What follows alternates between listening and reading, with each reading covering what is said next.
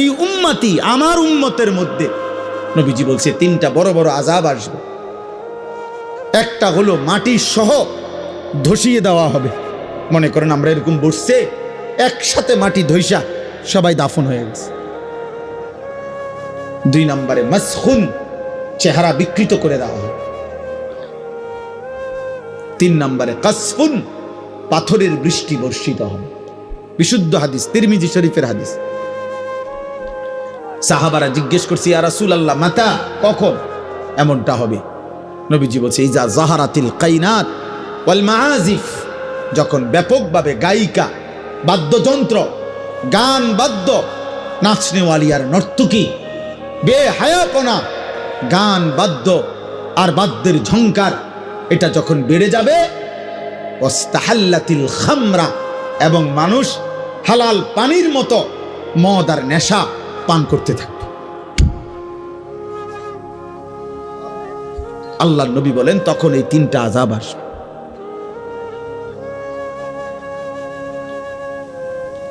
অতএব দুস্থ, ওয়েট, অপেক্ষা করো।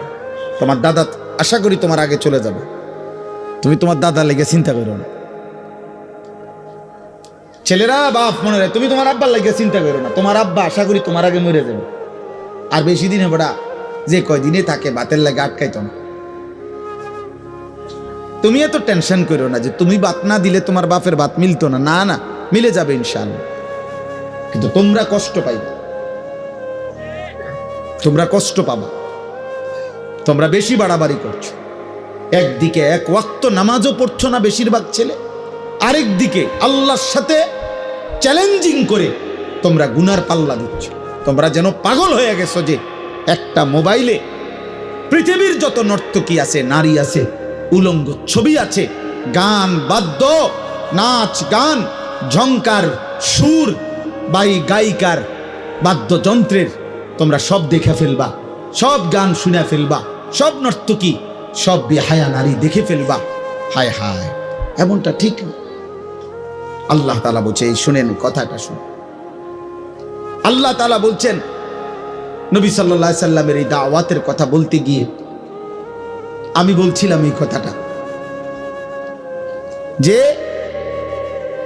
এই শেষ কথাটা ছিল আমার এই কথাটাই বুঝানো, যে মক্কার কুরাইশরা চিন্তা করতেছিল যে মুহাম্মদের কোরআন, আল্লাহর কোরআন যখন সে পড়ে, আল্লাহর কোরআন তো আমরা তো তার লোক তো বাড়ছে, বলতেছি যে আল্লাহর নবী সাল্লাল্লাহু আলাইহি ওয়াসাল্লাম, মক্কার কুরাইশরা ভাবতেছিল যে ঘটনাটা কি মুহাম্মদের সাল্লাল্লাহু আলাইহি ওয়াসাল্লাম কোনোভাবেই তো আমরা থামাইতে পারতেছি না। তো তারা সবাই মিলে বলছে যে মূল কারণ হইল, আমরা কুরাইশ নেতৃবৃন্দ যাই বুঝাই, এর বিপরীতে মুহাম্মদ যখন কোরআন পড়ে, এইটা পড়লেই মানুষের দিল নরম হয়ে যায়।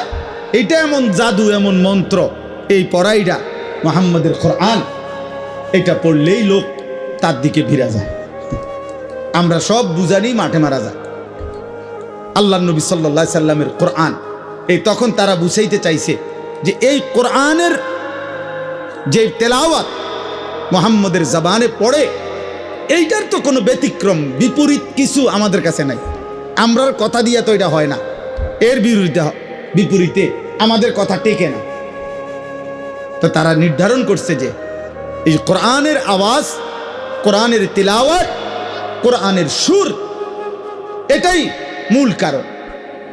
তখন মক্কার কুরাইশ, আনাস ইবনে নজর একজন সর্দার, সে বলছে যে আমি ইরান দেশে ব্যবসার জন্য যখন গেছি, সে বলছে আমি দেখছি সেখানে গায়িকা, নাচনেওয়ালি, দাসী পাওয়া যায়, যে গান গায় বাদ্যের তালে তালে, আর পুরান দিনের কিচ্ছা কাহিনী, গল্প সুরে সুরে টাইনা টাইনা বলে। আর মানুষ তখন গুল হইয়া, আগের দিনে বাজারে যেরকম ওই ক্যাম্বাসাররা ওষুধ বেচতো, মানুষ গুল হইয়া বইতো না, এরকম দাঁড়াইতো, মানুষ খুব মনোযোগ দেয় শুনে। তো সে ওই পরে এই আনাস ইবনে নজর নামে একজন কুরাইশ কাফের সর্দার, ওই ইরান থেকে একজন দাসী চড়া মূল্যে কিনে আনছে। কিরকম দাসী? এই গায়িকা, যে নাচতে পারে, গাইতে পারে, বাদ্যের তালে তালে কিচ্ছা কাহিনী কয়।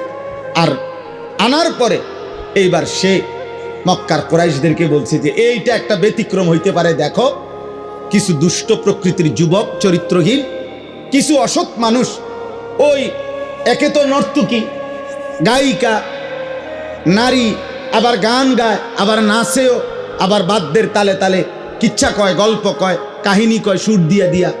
এই তখন আনাস ইবনে নজর এর এই কৃতদাসীর কাছে কিছু লোক ভিড়ত আর এগুলা শুনতো।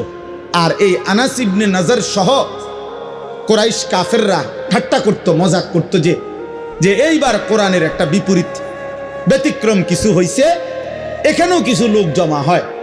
মুহাম্মদের কোরআন যেমন তারা মনোযোগ দিয়া শুনে, এই গায়িকার গান বাদ্য এই লোকগুলো মনোযোগ দিয়া শুনে। নাউযুবিল্লাহ। তখন আল্লাহ তাআলা কোরআনুল কারীমের এই আয়াতের মধ্যে নবীজিকে বলছেন, অমিনান নাসি মান ইয়াশতারি লাহওয়াল হাদিস লিয়ুদিল্লা আন সাবিলিল্লাহ বিগাইরি ইলমিন। আল্লাহ বলেন, বন্ধু কিছু নাফরমান পাপী আছে এমন, যারা আমি আল্লাহর পথ থেকে মানুষদেরকে পথভ্রষ্ট করার জন্য অজ্ঞতাবশত, মূর্খতাবশত গান বাদ্যের সামান, গায়িকা, গানের আসর, গান বাদ্য, নৃত্য এগুলো সংগ্রহ করে আমার বান্দাদেরকে আমার পথ থেকে সরাবার জন্য। ওয়াত্তাখিযাহা হুজুয়া, এবং আমার দ্বীনকে, আমার শরীয়তকে, আমার বিধানকে, আমার কোরআনকে, আপনি বন্ধুর দাওয়াতকে ঠাট্টা করে, মজাক করে। আল্লাহ বলেন, ওদেরকে স্পষ্ট বলে দেন, এই গান বাদ্য, গায়িকা আর এই নৃত্যর আসর যারা জমাচ্ছে, অংশগ্রহণ করছে, এর সাথে সম্পৃক্ত যেই নাফরমানগুলো, উলাইকা লাহুম আযাবুম মুহিন, আমি আল্লাহ তাদের জন্য অত্যন্ত লজ্জাকর, যন্ত্রণাকর, পীড়াদায়ক এবং অপমানকর নিকৃষ্ট আযাব নির্ধারণ করে রেখেছে। আমার প্রিয় ভাই জনাব মাওলানা সাহেব আসছেন, এখনই বয়ান করবেন। আমি শুধু নওজোয়ান ভাই, তোমাদের কাছে এই শেষ মিনিট আমার এটাই কথা। আমি এই আয়াত থেকে এটা বুঝাইতে চাইলাম, প্রিয় বন্ধু, যে তোমারে কোরআন ভুলায় দিল, যে তোমারে সেজদা ভুলায় দিল, যে তোমারে আখেরাত ভুলায় দিল, যে তোমারে মালিক ভুলায় দিল, যে তোমারে মৃত্যুর পরের কথা ভুলাইয়া দিল, ও নিশ্চিত কোনো গান, কোনো বাদ্য, কোনো ছবি, কোনো নারী, কোনো মোবাইলের অস্থির দৃশ্য, কোনো অসৎ চরিত্রহীন বন্ধুদের আড্ডা। অতএব আল্লাহ তাআলা কিন্তু বলছে, বড় নিকৃষ্ট আযাব দেব আমি, বড় নিকৃষ্ট আযাব দেব। এই জন্য প্রিয় সন্তান, একজন উঠাউঠি না করে মনোযোগ দিয়া বয়ান শোনো বাপ, বয়স্ক বাপ আপনারাও শুনেন। বাকি সমস্ত ছেলের কাছে আমি অনুরোধ, এই মোবাইল সহ তোমরা তোমাদের ব্যক্তি জীবনে নারী, ছবি, অস্থির দৃশ্য, গান বাদ্য, গায়িকা, নায়িকা, এই ছবি আর এই বেহায়াপনা, আল্লাহর ওয়াস্তে এক বন্ধু হাত জোড় করে বললাম, প্রিয় সন্তান, কমপক্ষে তোমার ভালোর জন্য বললাম, আগামী দিনে তুমি কষ্ট পাইবা, আগামী দিনে তুমি কষ্ট পাইবা। তুমি তোমারে সেফ করো, তুমি তোমারে ভালো রাখো, তোমার নিরাপদ পৃথিবী গড়ো, তুমি আগামী দিনে ভালো থাকো, দুনিয়াতেও ইনশাআল্লাহ আখেরাতেও। এই আশায় আমি শেষ অনুরোধ করছি, প্রত্যেকটা কিশোর নওজোয়ান, মোবাইলের আসক্তি, নারীর আসক্তি, গান বাদ্য, গায়িকা, নায়িকা, অশ্লীল ছবি, হারাম ভালোবাসা, হারাম কোনো সম্পর্ক, জিনা ব্যভিচারের আড্ডা, মদ জুয়ার আড্ডা, অসৎ বন্ধুদের আড্ডা থেকে ফিরে আসো। আল্লাহ তৌফিক দান করেন। আজকের যেই যুবকরাই মাহফিল সাজিয়েছে, আল্লাহ তাদেরকে উত্তম বিনিময় দান করেন। ফাইদা নুফিখা ফিস সূর ফালা আনসাবা বাইনাহুম ইয়াওমাইদিন ওয়ালা ইয়াতাসাআলুন। কোরআনুল কারীমের মধ্যে আল্লাহ তাআলা বলেন, যখন ইসরাফিল ফু দিবে, হাসরের মাঠ কায়েম হবে, তো আল্লাহ তাআলা বলেন, এই কোটি কোটি মানুষ যখন হাসরের মাঠে দাঁড়াবে, কেউ কাউকে আত্মীয়তার, বংশের, সম্পর্কের কোনো পরিচয় দিবে না। ফালা আনসাবা বাইনাহুম ইয়াওমাইদিন, সেদিন কারো মাঝে কোনো আত্মীয়তার পরিচয় সূত্রে কেউ কারোর সাথে কোনো পরিচয় দিবে না। কোনো বাবা তার ছেলেকে ডাকবে না, কোনো ছেলে তার বাবাকে ডাকবে না, কোনো স্বামী তার স্ত্রীকে ডাকবে না, কোনো স্ত্রী তার স্বামীকে ডাকবে না, কোনো ভাই তার বোনকে ডাকবে না, কোনো বোন তার ভাইকে ডাকবে না, আত্মীয়তার এই সম্পর্ক, যে তুমি আমার চাচা বা আমি আপনার ভাতিজা ইত্যাদি, কোনোভাবেই না। আল্লাহ ভাই তাকায়ও না, অন্য কোনো দিকে তাকায়ও, আমার দিকে তাকাও। সবাইরে গুছাইয়া পারতা না, পুরা সব এই যে বুটওয়ালা বাদাম খায়, কেউ দুষ্টামি করে, কেউ খামখেয়ালি, একবারে সব ঠিক করে কুলাই তারতাম। যে দূর সম্ভব বলছি। এখন যদি কেউ পাত্তা না দেয় কোনো সমস্যা না, সবাই শুনতে হবে, এটা জরুরি। কথা বলে না, সবাই মানতে হবে, এটা জরুরি না? না জরুরি। আল্লাহ যাকে ফায়সালা করে সেই শুনবে, খালাস।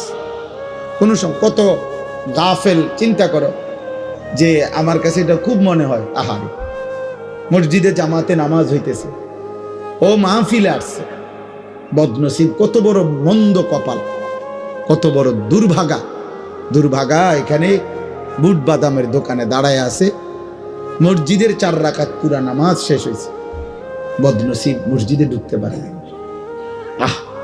মালিক তার প্রতি এতটা অসন্তুষ্ট যে আল্লাহ তাকে যেন বলছে, তোরে ভাত খাওয়াইলাম, ঘুম পাড়াইলাম, ঠিক আছে, কিন্তু সেজদা দিতে দেব না। ঠিক আছে, যা বেটা। 10 টাকার বুটের কাছে আখেরাত বিক্রি করে দিছে, 1 প্লেট চটপটির কাছে আখেরাত প্রত্যাখ্যান করছে। এবং আখেরাত আমার লাগবে না, আমার চটপটি যথেষ্ট। অনেক ছেলে, অনেক, হায় হায় হায়, বদনসিব, দুর্ভাগা, মন্দ কফা। আহা, সেজদাবিহীন জীবন, যে কপালে সেজদা নাই, ও আসলে কোনো মানুষ না। বাস্তব সত্য, এটাই কথা। কোরআন সুন্নাহর আলোকে ও কোনো মানুষ না। ও এক ধরনের চতুষ্পদ জন্তু, ওইটাও এক ধরনের হাইওয়ান, এক ধরনের জানোয়ার। শুধু একটু তফাৎ, ওই জানোয়ারের 4 ঠ্যাং, এই জানোয়ারের 2 ঠ্যাং, বাকি ওই 2টা হাত সহ মিলাইয়া 4টা ঠিক আছে, এতটুকুই। এই জন্য আমরা তাকাই দেখলাম, আমি কারোর সাথে মুসাফাও করিনি, অনেক ছেলে হাত বাড়াইছে আসতে যাইতে, এখন কারোর সাথে হাত মিলাই না। কেন? আমার নামাজ দরকার। আলহামদুলিল্লাহ আমি তাড়াহুড়া করে আসছি, তারপরও আমি অজু করে ইস্তেঞ্জা করছি, অজু করছি, এবং 4 রাকাত নামাজ, 1 রাকাত শুধু প্রথম রাকাত পাই নাই, বাকি জামাত পড়ছি, সুন্নত পড়ছি, বিতির পড়ছি, পড়ে আসছি, খালাস। কিন্তু তোমরা এতগুলো ছেলে কি করলা এখানে দাঁড়ায়? কি করলা আব্বা? মুসলমান এত নিকৃষ্ট কেমনে হল? এত লজ্জাহীন মানুষ হয় যে আল্লাহর ঘরের সামনে মাহফিলে মানুষ চক্ষু লজ্জা বলতে তো একটু থাকে, একটা বিবেক, সামান্যতম চক্ষু লজ্জা, যে কিরে আমি আসলাম মাহফিলে, এনে নামাজ হইতেছে, এরা দাঁড়ায় দাঁড়ায় এনে গফ করতেছে। আরে নির্লজ্জ রে। 10 টাকার বুটে কি আসবে যাবে? 30 টাকা 20 টাকার 1 প্লেট চটপটিতে কি হবে? আর তেমন কোনো পুষ্টি, ভিটামিন কিচ্ছু নাই, সামান্যতম কোনো শারীরিক দুনিয়াবি কোনো উপকারও নেই, যে বিশাল কোনো পুষ্টিকর কোনো খাবার, বুট বাদাম এমন কিছু না, আহামরি কিছু না, এটা চটপটি তেমন কিছুই না। কিন্তু আল্লাহর নবী সাল্লাল্লাহু আলাইহি ওয়াসাল্লাম বলছেন, লাসাজদাতুন ওয়াহিদাতুন খায়রুম মিনাদ দুনিয়া ওয়া মা ফিহা।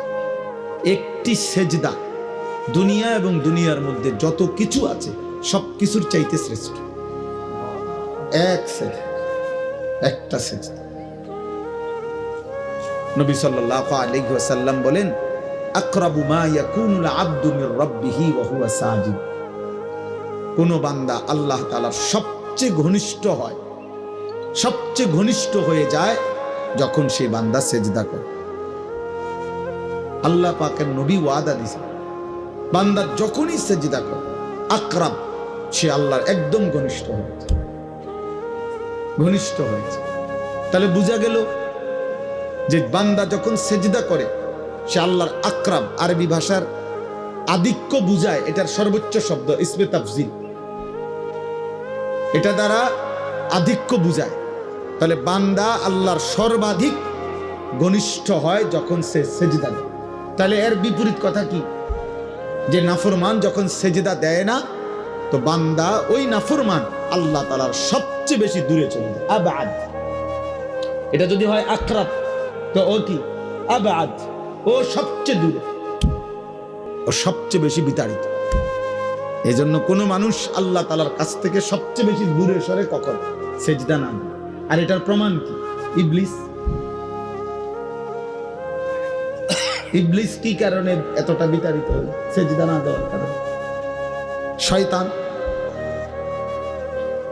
আল মুবঈদু আনিল হক। শয়তানকে শয়তান কেন বলা হয়? তাফসীরে আছে, সব তাফসীরে আছে, আরবি তাফসীর। শয়তানকে এই জন্য শয়তান বলা হয় আল মুবঈদু আনিল হক, যে নিজেকে সত্য থেকে দূরে রাখে, হক থেকে যে নিজেকে দূরে রাখে তাকে শয়তান বলে, শয়তান বলে। আর শয়তানকে রাজিম বলে কেন? শয়তানের অপরাধ এতটা জঘন্য যে রাজিমের মূল অর্থ হইল এমন ব্যক্তি, এমন কিছু যা যে মূলত পাথর মারার উপযুক্ত, মানে যাকে মূলত পাথর মারা উচিত, এটারে কয় রাজিম। এমন অভিশপ্ত যাকে মূলত কি মারা উচিত? পাথর মারা উচিত। এজন্য ইসলামী শরীয়তে কোনো বিবাহিত পুরুষ এবং নারী যদি জিনা করে, ব্যভিচার করে, তার শাস্তি হলো রজম, এই পাথর মেরে হত্যা করা। এই রজম আর রাজিম একই জিনিস। এই জন্য প্রতি বছর হজ্জে হাজি সাহেবরা 3 দিন টানা মিনায় এই শয়তানকে পাথর মারে, কারণ সে যে রাজিম, অভিশপ্ত। তাহলে শয়তান পাথর মারার উপযুক্ত কেন হইল? এবং বছরের পর বছর ধরে পাথর খাচ্ছে কেন? এই আল্লাহকে সেজদা না দেওয়া। এই জন্য প্রিয় ভাই, আলহামদুলিল্লাহ একসাথেই বসছো। বাকি আল্লাহর দয়া, যে আল্লাহর দয়া আমরা 2 ভাগ হয়ে গেলাম।